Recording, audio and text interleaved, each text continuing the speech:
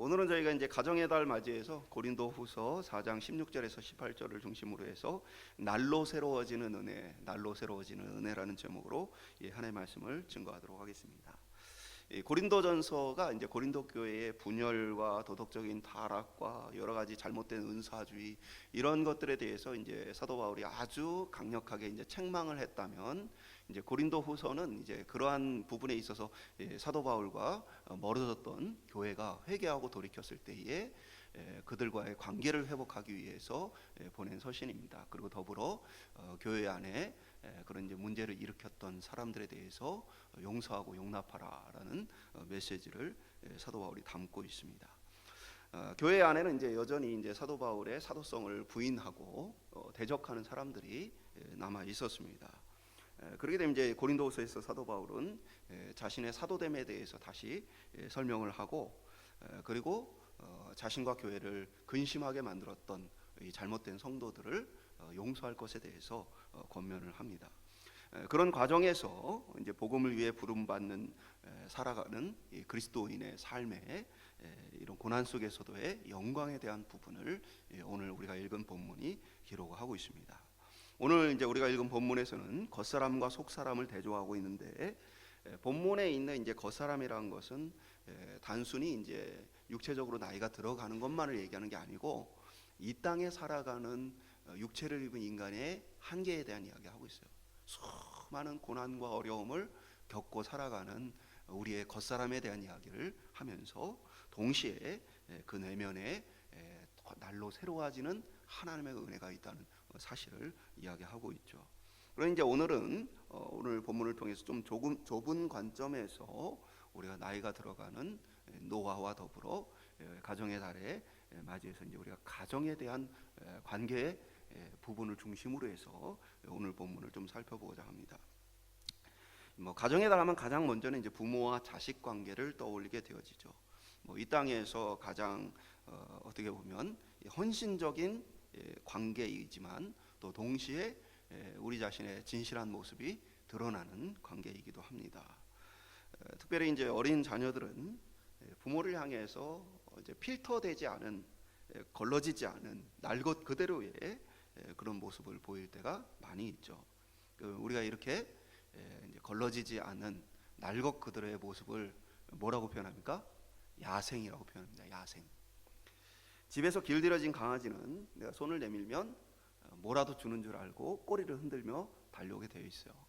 근데 길들여지지 않은 늑대나 들개들은 내가 손을 내밀면 으르렁거리거나 아니면 도망을 가거나 공격을 하는 그런 모습을 보게 되어지죠. 여러분 집에 혹시 이런 야생의 아들, 딸들이 있습니까? 내가 손을 내미는데 으르렁거리고 도끼 눈을 뜨고 문을 꽝 닫고 들어가고. 이게 이제 부모와 자녀의 이 관계는 하나님의 놀라운 섭리와 은혜를 우리에게 주시는 그런 관계예요. 오늘 저와 여러분이 본문의 말씀을 중심으로 우리의 삶 전체의 주기를 좀 돌아보면서 특별히 가정을 중심으로 해서 하나님이 우리에게 베풀으신 은혜들을 함께 나누길 소망합니다. 또 그 은혜 가운데 우리가 날로 새롭게 되어지고 풍성한 하나님과의 교제, 더 기쁨을 누리는 이 은혜의 비밀에 대해서 함께 나누기를 소망합니다. 첫 번째 한번 따라오겠습니다. 부모와 하나님. 우리가 이제 함께 살펴본 칼빈의 기독교 강요를 보면 가장 시작할 때 먼저 인간에게 있어서 가장 중요하고 참된 지혜는 하나님을 아는 지식과 우리 자신을 아는 지식이다. 그리고 이것은 둘이 서로 깊이 있게 묶여 있다라는 표현을 합니다. 그러면서 칼빈은 성경조차 원하신 하나님을 담기에 충분하지 않고 때문에 성경은 마치 어린이에게 준 옹알이와 같은 수준의 그러한 표현을 하고 있습니다. 성경이 우리 편에서는 어마어마한 지식을 담고 있지만 하나님 편에서는 자기의 모든 지식을 담기에는 우리가 이해를 못하기 때문에 우리 수준, 어린아이 수준의 옹알이로 기록한 게 성경이라고 말하는 거죠. 그러면서 이 칼빈은 뭐라고 얘기합니까? 하나님을 우리가 머리로서 상상할 것이 아니라 우리의 경험과 또 성경을 통해 하나님을 알아야 한다라고 말하죠.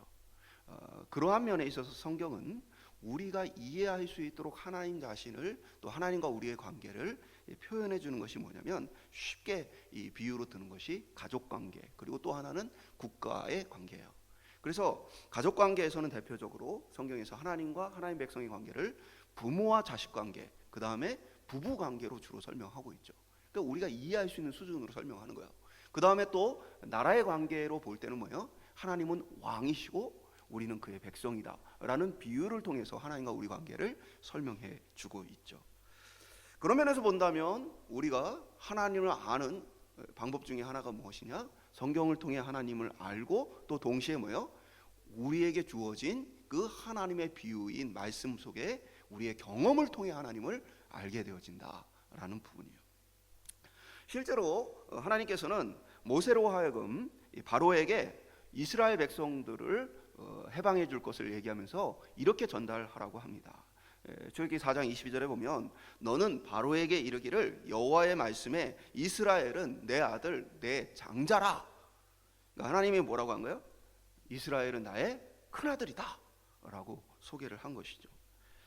그러니까 이러한 이 성경의 표현들은 곳곳에서 발견이 되어집니다. 그것을 통해서 하나님을 우리가 뭐예요? 아버지로서 알게 하시는 거죠. 우리가 이 땅에 육신의 아버지에 대해서 아는 것처럼 뭐예요? 하나님을 알게 하시는 그 비유가 그 안에 담겨 있는 거예요. 그러면서 또 하나님은 이 부모와 자녀의 관계 속에서 우리에게 기대하시는 것이 있는데 그것은 하나님을 닮으라고 하는 거예요. 그래서 레위기 11장 45절에 보면 나는 너희의 하나님이 되려고 너희를 애굽 땅에서 인도해낸 여호와라. 내가 거룩하니 너희도 거룩할지어다. 그러니까 하나님의 거룩하심처럼 너희도 거룩해라. 베드로 사도 역시도 베드로전서 1장 16절을 똑같은 표현을 인용해서 씁니다. 하나님이 거룩하시니 너희도 거룩해야 한다. 예수님께서도 누가복음 6장 36절을 통해 너희 아버지의 자비로우심 같이 너희도 자비로운 자가 되어라. 그래서 우리의 삶에 하나님께서 기대하시는 건 뭐냐? 아버지 하나님을 깨달아서 그 아버지 하나님을 닮아가도록 우리에게 요구하고 계신 것이죠. 우리가 하나님의 무한하신 우리를 향한 사랑, 그것을 무엇을 통해 배우느냐? 바로 부모의 헌신적인 사랑을 통해 배우게 되어지는 거예요.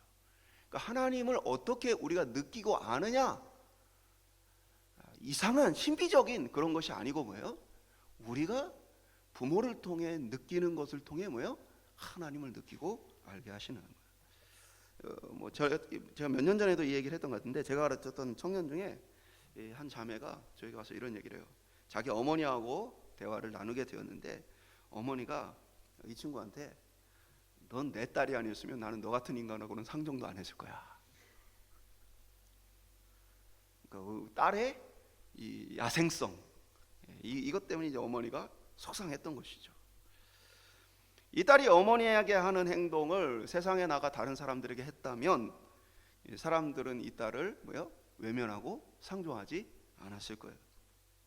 부모의 전적인 희생을 당연한 것처럼 여기면서 부모는 때로는 내가 희생을 하면서도 내가 무슨 잘못한 사람인 양 더 해주지 못해서 미안하고 안타까움을 갖는 것을 보게 되어지죠. 그 대가로서 존경을 받기보다는 때로는 많은 상처를 받게 되어집니다. 이거를 이제 세상에 나가서 누군가 이 관계를 하면 누가 이 불공평하고 억울한 관계를 계속 하려고 하겠습니까? 그런데 놀랍게 우리의 부모는 부모라는 이름으로 이 불공평하고 억울한 관계를 지속해 갑니다. 그리고 심지어는 지속할 뿐 아니라 이 불공평하고 억울한 관계를 통해 기뻐합니다. 이런 바보가 어디 있어요? 근데 저는 이 부모의 자녀를 향한 이 마음이 이 히브리서 12장 2절을 우리에게 더 잘 깨닫게 해준다는 생각이 들어요. 믿음의 주여 또 온전케 하시는 이인 예수를 바라보자. 그는 그 앞에 있는 기쁨을 위하여 십자가를 참으사 부끄러움을 개의치 아니하시더니. 이 불공평하고 억울한 관계를 우리 주님은 뭐예요? 기뻐하셨다. 그 기쁨을 위해 이 불공평하고 억울한 것들을 자신이 당하는 고난과 부끄러움을 아무것도 아닌 것처럼 여기셨다라고 기록하고 있는 것이죠. 우리는 이것을 통해 하나님의 우리를 향한 사랑, 그리스도의 우리를 향한 사랑을 깨닫게 되어집니다. 독생자를 우리를 위해 내어주시기까지 우리를 사랑하면서도 철없이 원망하고 불평하는 우리, 때로는 불순종하는 우리의 모습을 보면서 우리를 버리지 않고 끝까지 사랑하시는 그 아버지 하나님, 우리의 부모님이 되시는 그 하나님의 모습을 보게 되어지는 것이죠. 성경에서 예수님을 통해 우리를 향한 이러한 모습을 발견합니다. 요한복음 13장 1절에 보면 유월절 전에 예수께서 자기가 세상을 떠나 아버지께로 돌아가실 때가 이른 줄 아시고 세상에 있는 자기 사람들을 사랑하시되 끝까지 사랑하시니라 라고 기록하고 있어요. 이제 6월절, 그럼 6월절에 무슨 일이 일어납니까? 제자들이 다 배신하고 도망하고 심지어 자신의 은혜를 입었던 많은 사람들은 무리들에 섞여서 예수님을 조롱하고 비난하고 십자가에 못 박아 죽이라고 외치는 일이 바로 이 6월절 사건이에요. 그런데 예수님은 그런 그들을 향해 자기의 생명을 던져주시면서 십자가에 하나님의 저주를 대신 받아가면서, 그러면서도 뭐냐? 이들을 사랑하시되 끝까지 사랑하시니라 라고 기록하고 있는 거예요. 우리는 이렇게 이 땅의 부모를 통해 하나님을 친밀하게 알 수 있을 뿐 아니라 우리에게 하나님께서 주신 이 자녀들을 돌보는 것을 통해 뭐예요? 하나님의 마음을 배우게 되어지는 거예요. 그러면서 우리는 우리의 삶 가운데 때로는 자녀를 돌보면서 육체적인 희생과 또 물질적인 희생이 있지만, 그러나 날마다 새로워지는 은혜를 경험하게 되어지는 거예요. 아, 하나님이 우리를 이렇게 사랑하시는구나. 그리고 우리 속에도 자녀들을 향한 이 사랑을 통해 하나님께서 나를 끝까지 붙들어 주시겠구나. 오늘 저와 여러분 속에서 이 가정에 자녀를 돌보고 또 부모를 대하는 많은 것 속에서 하나님에 대한 은혜가 내면에서 날마다 새로워지기를 주님의 이름으로 축원합니다. 두 번째 한번 따라 보겠습니다. 노화와 날마다 새로워지는 은혜. 가정은 이제 부모의 노화를 통해 새로운 변화의 과정을 겪게 되어지죠. 강한 힘을 가지고 한없는 사랑으로 자녀를 돌봤던 부모는 이제 노화의 과정을 겪으면서 뭐예요? 힘이 떨어집니다. 그리고 어느 순간 마음속에 뭐예요? 내가 자녀에게 어떤 도움을 주겠다는 생각이 아니라 이제는 내가 짐이 되지 말아야 되겠다라는 생각을 갖게 되어지는 변화가 나타나게 되어지죠. 오늘 본문은 특별히 이 땅에서 그리스도인이 겪는 수많은 어려움, 육체를 입은 인간의 한계에 대한 이야기를 합니다. 16절에 우리의 겉사람은 낡아진다, 17절에 우리가 잠시 받는 환난이다 라고 표현해요. 이 땅의 삶에서 다양한 고난을 겪어요. 그리고 어려움을 겪습니다. 특별히 자녀들을 키우면서 그러한 육체적인 감정적인 많은 고난을 겪죠. 그러나 그 중에서도 우리가 겪는 이 땅에서의 고난과 어려움 중에 가장 보편적인 게 뭐냐? 모든 사람이 예외 없이 겪는 게 뭐냐? 바로 육체의 한계로서 인생의 고난인 노화입니다. 노화. 나이가 들어가는 거예요. 늙어가는 것이죠. 노화는 모든 사람이 겪는 대표적인 이 땅의 고난이에요. 에덴 동산에 보면 아담이 다리에 힘이 떨어졌다라는 기록이 있습니까? 없죠. 에덴 동산에 아담이 기억력이 감퇴해서 동물을 뭐라고 불러야 될지 몰랐다라는 기억이 있습니까? 없어요. 우리에게 노화라는 것은 자연스러운 현상이 아니라 하나님께 반역한 죄의 결과로서 우리에게 주어진 것입니다. 생명나무의 열매를 먹지 못하고 하나님이 주신 생명의 충만함을 누리지 못하게 되어진 것이죠. 노아와 마찬가지로 죽음도 똑같이 반역한 우리에게 주어진 하나님의 저주와 진노입니다. 그럼에도 불구하고 우리가 기억할 것이 있는데, 로마서 8장 1절은 그러므로 이제 그리스도 예수 안에 있는 자에게는 결코 정죄함이 없나니. 그러니까 믿지 않는 자들에게는 노아와 죽음이 뭐예요? 하나님의 저주와 형벌이에요. 그러나 그들에게는 이 구원받을, 왜 저주와 형벌이겠어요? 그들에게는 점점 뭐냐면 구원받을 기회가 사라져가는 거예요. 죽음을 통해 그리고 그 기회가 완전히 박탈되어지는 것입니다. 그러므로 마치 시한폭탄처럼 점점 더 하나님의 뭐가 다가오고 있는 거예요? 하나님의 저주와 심판이 다가오고 있는 거예요. 그렇기 때문에 이들에게 노아와 죽음은 하나님의 저주와 심판이에요. 반면에 우리 그리스도인들에게 노아와 죽음은 그렇지 않다는 것이죠. 우리에게는 결코 정죄함이 없다. 이 말은 뭐예요? 하나님께서 우리에게 형벌로서 이것을 행하는 것이 아니라 우리에게는 그것이 바꾸어 복이 되어진다는 거예요. 실제로 로마서 8장 28절은 우리가 알거니와 하나님을 사랑하는 자 곧 그 뜻대로 부르심을 입은 자에게는 모든 것이 합력하여 선을 이루느니라. 모든 것이 선을 이룬다. 우리의 육신의 고난도, 우리의 죽음도, 우리의 노화도, 우리의 여러 가지 인생의 어려움들도 그것이 다 무엇으로 바뀐다? 합력하여 선을 이루는 것으로 바뀐다. 이것이 우리 그리스도인들에게 놀라운 복이에요. 이 말씀이 얼마나 놀랍습니까? 세상 사람들은 다 고난을 싫어해요. 늙는 것을 다 싫어합니다. 죽는 것도 싫어합니다. 그러나 하나님께서는 우리에게 이 모든 것을 뭐예요? 선으로 바꾸신다. 노아도 마찬가지예요. 우리는 늙어가면서 신앙에 많은 유익을 얻게 되어집니다. 나이가 들어감에 따라 우리의 육신은 더 튼튼해져요? 연약해져 갑니까? 연약해져 갑니다. 연약해져 간다는 건요, 우리로 하여금 하나님을 더욱 붙들고 의지할 수 있게 해준다는 거예요. 제가 얼마 전 이제 무릎 관절염 진단을 받았어요. 옛날에 이제 무릎을 다쳤다가 이제 인대가 끊어진 줄을 모르고 몇 년을 살았어요. 그 중간에 여러 번 또 다치고 반복했죠. 계속 반복되어서 이제 사역을 잠시 멈추고 이제 병원에서 정밀 검사를 받았을 때 인대가 다 파열됐다. 그리고 오래됐기 때문에 이게 그 사이에 다 이제 많이 망가진 것이죠. 최근에 이제 무릎이 아파가지고 갔다가 의사가 관절염입니다라고 한 거예요. 그러니까 이게 뭐예요? 그 전에는 그렇게까지 뭐 이렇게 아프고 그러지 않았어요. 근데 요즘은 걸어도 아플 때가 있어요. 그러니까 이게 뭔 변화가 일어났느냐? 그 전에는 무릎 놓고 기도한 일이 별로 없습니다. 근데 뭐요? 아프니까 기도가 절로 나오는 거예요. 하나님 하면서 간절히 기도가 나오는 거예요. 제가 무슨 말씀을 드리냐면, 그 전까지 우리는 우리 나름대로의 육체의 강함과 또 그 육체의 강함을 또 통해서 뭐예요? 죽음이라는 것이나 노화라는 것들을 생각하지 않고 이 땅에서 내가 하고 싶은 것들이나 뭐 이런 것들에 대한 생각으로 가득 차 있어요. 그러면서도 내 마음속에 자신감이 있어서 하나님을 간절히 찾지 않게 되어져요. 그러나 어느 순간 노화가 되어지면 인생에서 많은 부분에서 하나님을 찾지 않을 수 없는 환경이 되어진다는 거예요. 하나님, 원래부터 우리는 뭐예요? 하나님의 도우심 없이 살 수 있어요, 없어요? 없어요. 그런데 우리에게 주어진 건강 때문에, 우리에게 주어진 능력 때문에 하나님의 도우심이 없는 것처럼 때로는 잊어버리고 살아왔던 것뿐이죠. 그런데 하나님께서 그걸 잠깐 가져갔었을 때, 그때에 비로소 하나님 앞에 달라고, 붙들어 달라고 간구하는 우리의 변화가 나타나게 되어지는 것이죠.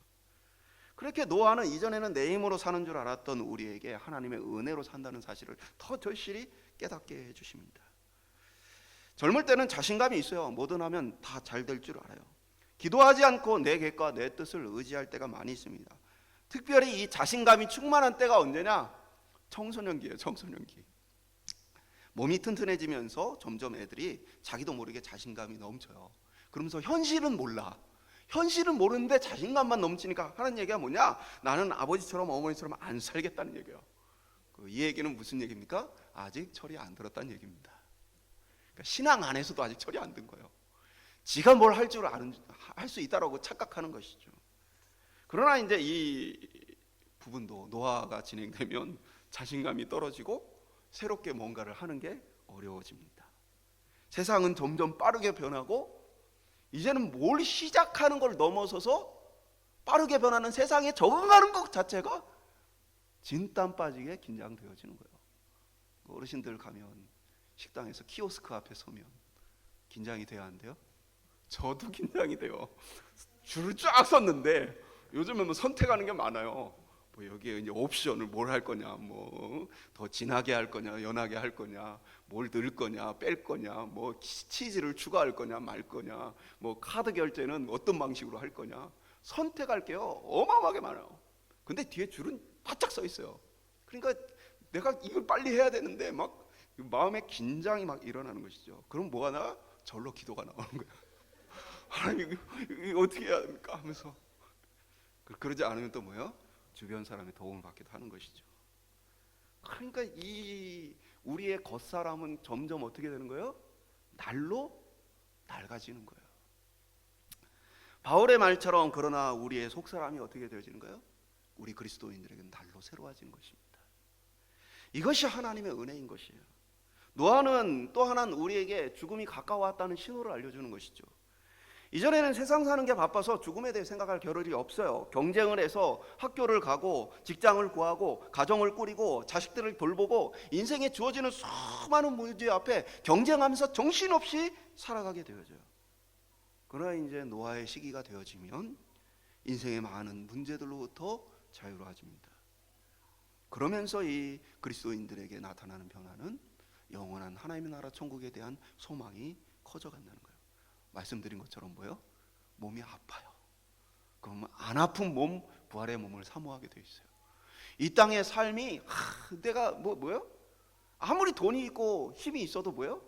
이제 건강이 안 받쳐줘서 어디를 가고 누리고 하는 것이 점점 어려워져요. 이제는 먹는 것도 힘들어집니다. 그러면 그 영원한 나라 천국에 대한 사모함이 더 커져가게 되어진 거예요. 이게 하나님의 얼마나 큰 은혜예요? 이제 하나님 앞에 서야 될 그 시간이 다가왔을 때 뭐 하라고 특별히 주신 시간이에요? 준비하라고 특별히 주신 은혜의 시간이에요. 이 특별히 주신 은혜의 시간을 모든 사람이 사실 누리고 있는 것은 아닙니다. 늙어가는 것은 하나님이 주신 또 다른 복이에요.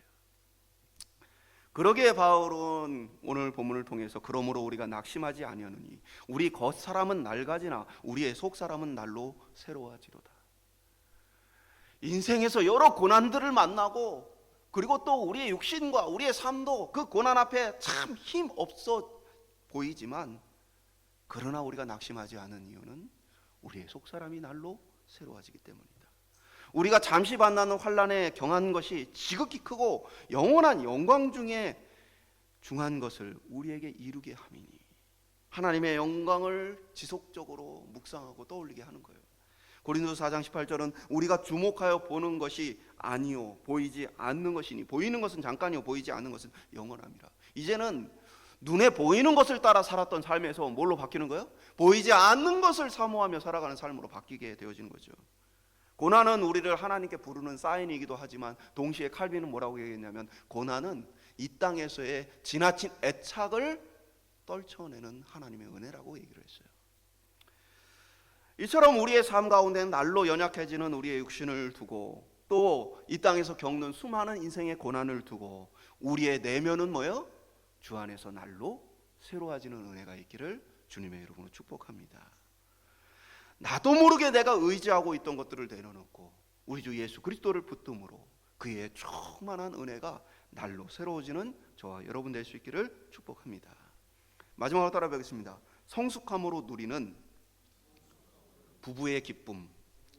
날로 새로워짐으로 누리는 은혜는 뭐냐면 바로 성숙함이요. 그리고 그 성숙함은 하나님과의 깊은 교제를 나누는 기쁨으로 바뀌게 되어집니다. 앞서 언급한 대로 성경은 하나님과 우리의 관계를 우리의 수준으로 비유해서 설명하는 것으로 보여 부모와 자식 관계를 설명하셨죠. 동시에 성경은 뭐라고 설명하느냐? 부부 관계로서도 설명을 해요. 그리고 놀라운 건요, 제가 성경을 보면서 발견하게 된 것인데 하나님께서는 아버지로서 부모로서 우리에게 한없는 사랑을 주셨으나 그것으로 그치지 않고 우리를 향해 기대하는 것이 무엇이냐? 부부로서의 더 친밀한 관계예요. 그래서 성경에 이 시간을 놓고 보면 구약으로부터 신약으로 나아가는 이 과정이요, 부모 관계로 시작해서 점점 부부 관계로 비유가 변하는 것을 우리가 보게 되어집니다. 그래서 구약 후반부에 특별히 이 부부 관계로서의 비유가 더 많이 등장하게 되어져요. 구약 전반은 주로 부모로서의 관계가 기록되어 있다면, 그래서 이사야서 54장 5절에 보면 이는 너를 지으신 이가 내 남편이시라. 그의 이름은 만군의 여호와시며 내 구속자는 이스라엘의 거룩한 자신이라. 그는 온 땅의 하나님이라 일컬음을 받으실 것이라.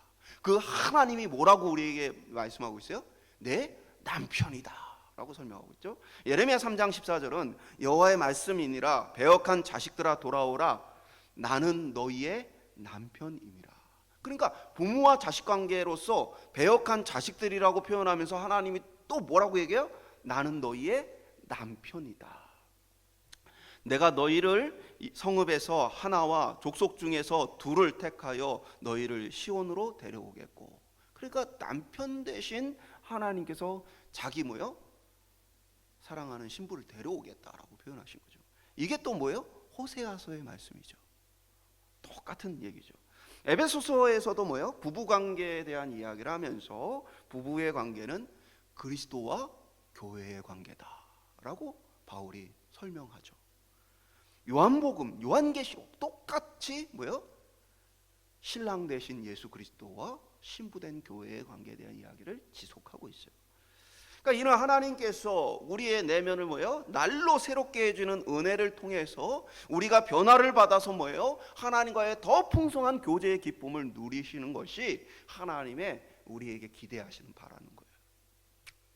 여러분, 부부가 같이 산다고 해서 풍성한 교제가 항상 넘치는 것은 아니죠.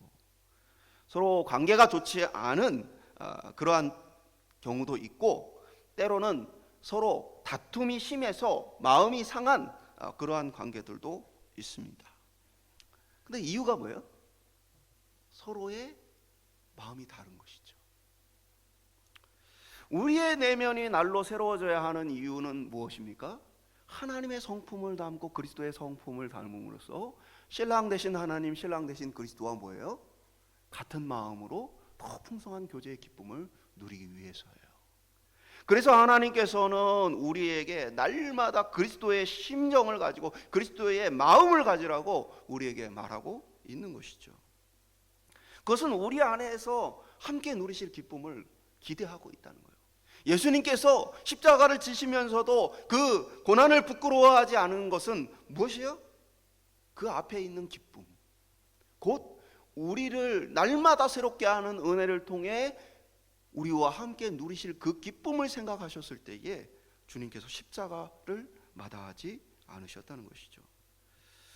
노아는 또 고난은 그 자체로 기쁨은 아니죠.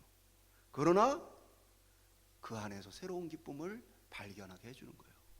우리의 신앙이 날로 새로워지는 은혜를 통해서 하나님의 마음과 같아지며 그리스도의 마음과 같아지며 그리스도와 하나님과 더불어서 우리 안에서 더 풍성한 교제의 기쁨이 일어나게 되어지는 것이죠.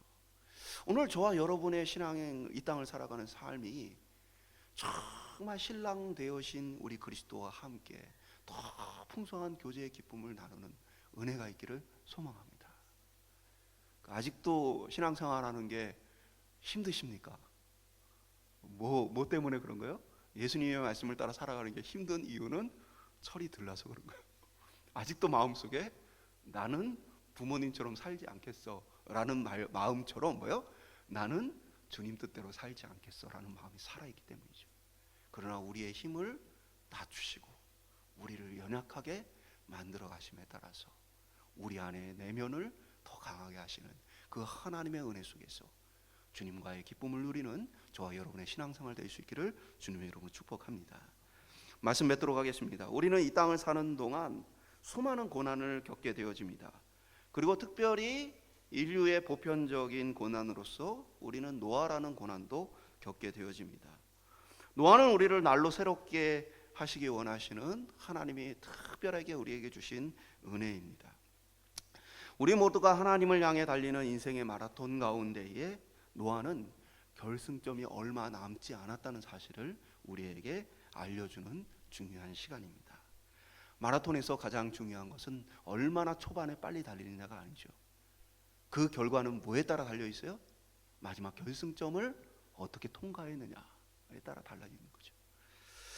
어떻게 보면 우리의 인생의 수많은 시간들이 다 중요하지만 가장 중요한 것은 뭡니까? 이 노아의 시간이에요. 마지막 이 시간에 얼마나 우리의 내면이 날로 새로워지며 주님이 기대하시는 부부의 관계로서 서로 더 깊이 사랑하고 하나 될 수 있는 그러한 신앙의 성장이 일어나느냐, 이것이 바로 우리에게 중요한 것이죠. 노아는, 가정은 그런 의미에서 우리에게 이러한 하나님과 우리의 관계를 절실하게 보여주는 것이에요. 우리는 이 땅에서 너무나 많은 가면을 쓰고 살아갑니다.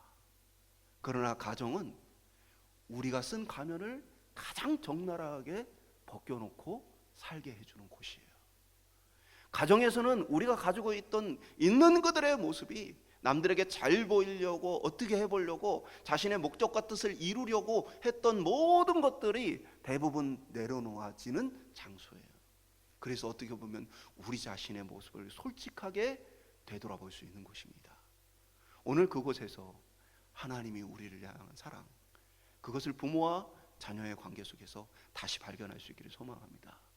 그리고 또 우리의 사랑하는 자녀들을 돌보며 하나님을 닮아가며 배워갈 수 있기를 소망합니다. 그리고 무엇보다 우리의 노아의 가정을 통해서 우리의 모든 힘이 다 떨어지는 그 순간 오직 하나님만이 내가 붙들 수 있는 유일한 길이라는 사실을 더 절실히 깨닫는 은혜를 소망합니다. 그래서 인생의 마지막 마라톤 결승점에서 저와 여러분이 주님과 함께 누릴 영원한 영광을 더욱더 사모하며 나아가는 이 땅의 삶이 될 수 있기를 축복합니다.